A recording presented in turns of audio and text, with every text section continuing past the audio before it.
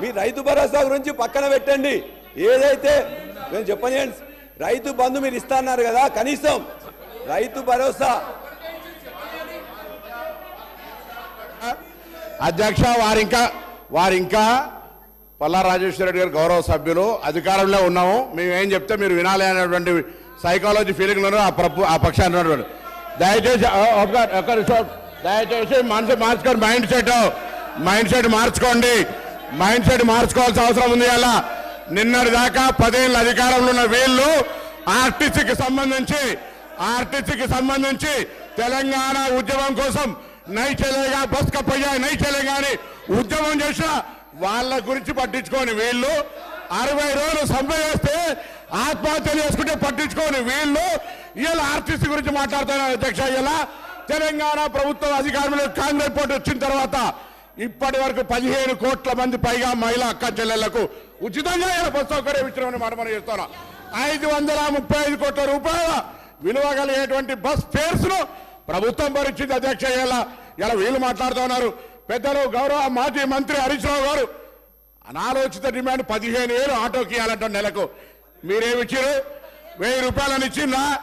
ఒకవైపు ఆటో పన్ను రద్దు చేస్తున్నామని చాలాల పేరు మీద 1000 రూపాయలు వీపులు కొట్టి ఆటో కార్మికుల దగ్గర పోయి మాట్లాడదాం.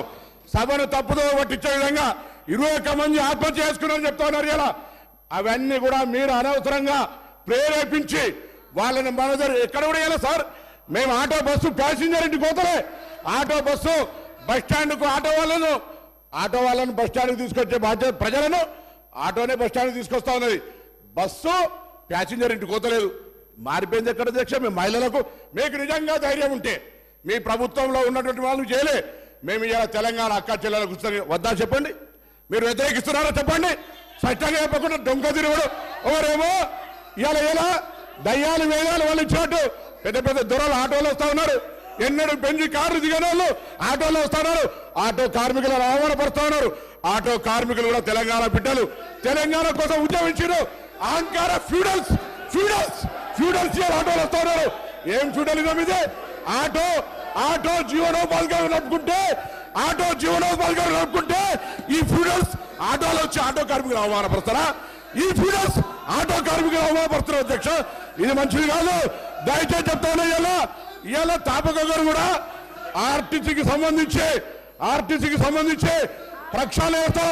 అధ్యక్ష, తమ బంధువులు అని చెప్పుకొని ఎగ్జిక్యూటివ్ రిటైర్డ్ డైరెక్టర్ ను 4 సంవత్సరాలు ఎండి పెట్టి అధ్యక్ష, ఎగ్జిక్యూటివ్ డైరెక్టర్ రిటైర్మెంట్ అయిన 4 సంవత్సరాలు ఎండి ఆటో 60 రోజులు సమ్మె చేస్తే పట్టించుకునే వాళ్ళు వీళ్ళు మా గురించి మాట్లాడేది. కొత్త బస్సులు కొంటున్నాం. ఆటో కార్మికులు, రిక్షా వాళ్ళ ఇలా ఆర్టీసీ కార్మికుల సంక్షేమం మా బాధ్యత. ఆర్టీసీ కార్మికులకు 2013లో ఉన్న బాండ్స్ ఇలా మా ప్రభుత్వం ఆలోచన చేస్తుంది. అధ్యక్ష, అందుకే దయచేసి సభను తప్పుదో పట్టించే విధంగా, ఆటో కార్మికులు రెచ్చగొట్టే విధంగా మాట్లాడే మాటలు ఆలోచించని గౌరవ సభాపతి దృష్టి కోరుతా ఉన్నాను.